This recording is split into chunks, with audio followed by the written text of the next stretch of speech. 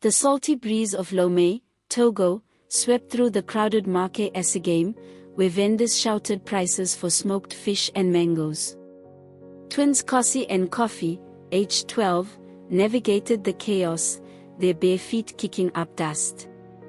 Often after a boat accident claimed their parents 3 years ago, the boys lived under a tarp near the port, surviving on odd jobs. Today, their only treasure was a small loaf of baguette and a bottle of tepid water, earned from hours of carrying baskets for a trader. As they sat to share their meal, a frail voice interrupted. "Please, children, some food." A man crouched near a palm tree, his face hidden by a tattered hat, his eyes covered by cracked sunglasses. His stick tapped the ground weakly, and his clothes were patched and faded. "I haven't eaten in days," he whispered. Kossi clutched the bread, his stomach rumbling. They hadn't eaten since yesterday. But Kofi's eyes softened, remembering their father's words, "Kindness is giving when it hurts." Without a word, Kofi nudged Kossi, who nodded. They approached the man, placing the baguette and water in his trembling hands. "It's for you, sir," Kossi said quietly. The man's lips quivered as he accepted it. "You're giving me everything?" he asked, voice cracking. The twins nodded, and he ate eagerly, crumbs falling onto his lap. As they turned to leave, their hearts oddly warmed despite empty stomachs, the man called, "Wait. What are your names?" "Kossi," said one. "Kofi," said the other. "Twins?" he asked. They nodded. "Where are your parents?" Their faces fell. "Gone," Kofi whispered.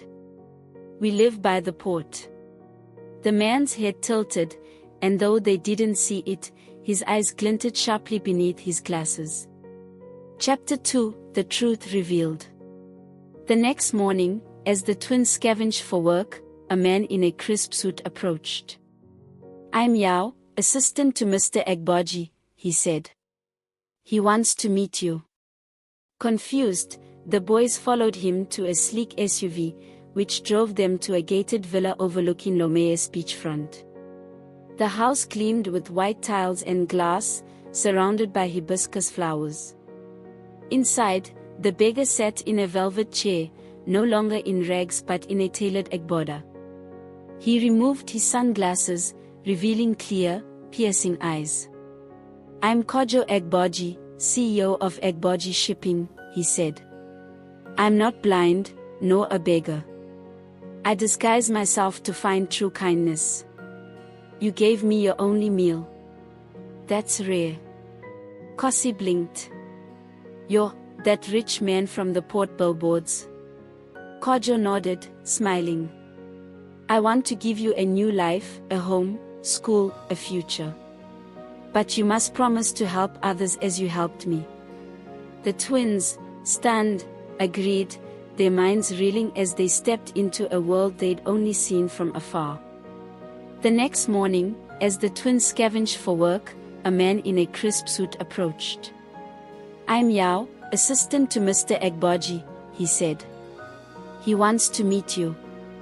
Confused, the boys followed him to a sleek SUV, which drove them to a gated villa overlooking Lomé's beachfront.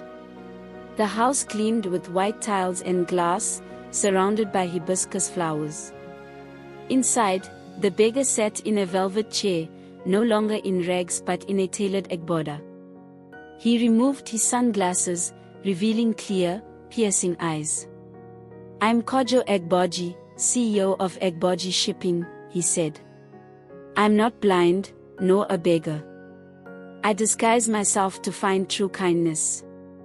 You gave me your only meal. That's rare." Kossi blinked. "You're that rich man from the port billboards?" Kojo nodded, smiling.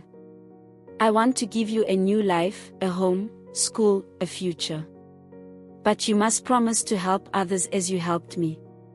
The twins, stunned, agreed, their minds reeling as they stepped into a world they'd only seen from afar.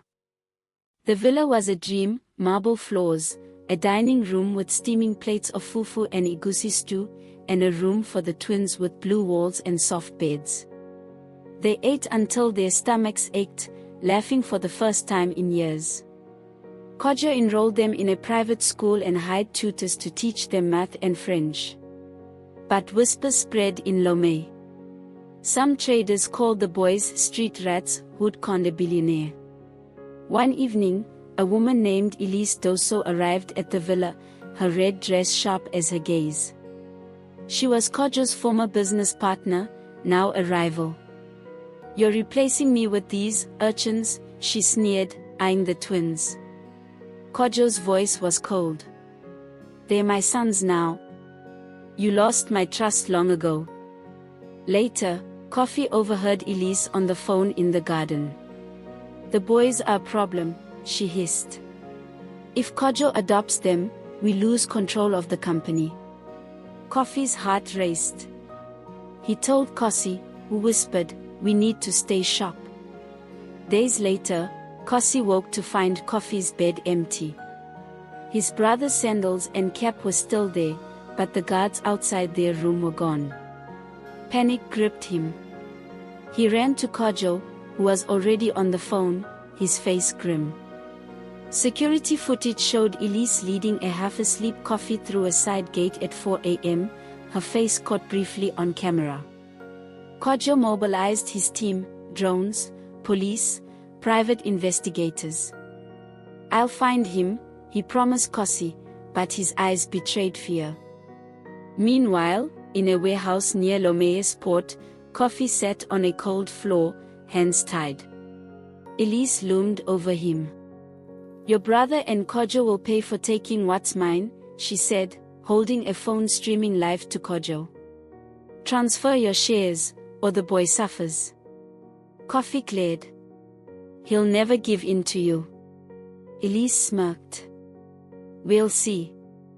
Kojo hadn't built an empire by being soft. From a hidden safe, he pulled a burner phone and called an old contact, a former military friend. "I need you," he said. That night, as Elise prepared to move Coffee, a crash shook the warehouse. Smoke filled the air, and 3 figures in tactical gear stormed in.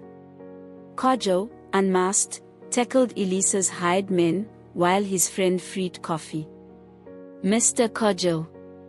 Coffee cried, hugging him. "Let's go home," Kojo said, leading him out as police swarmed the scene, arresting Elise.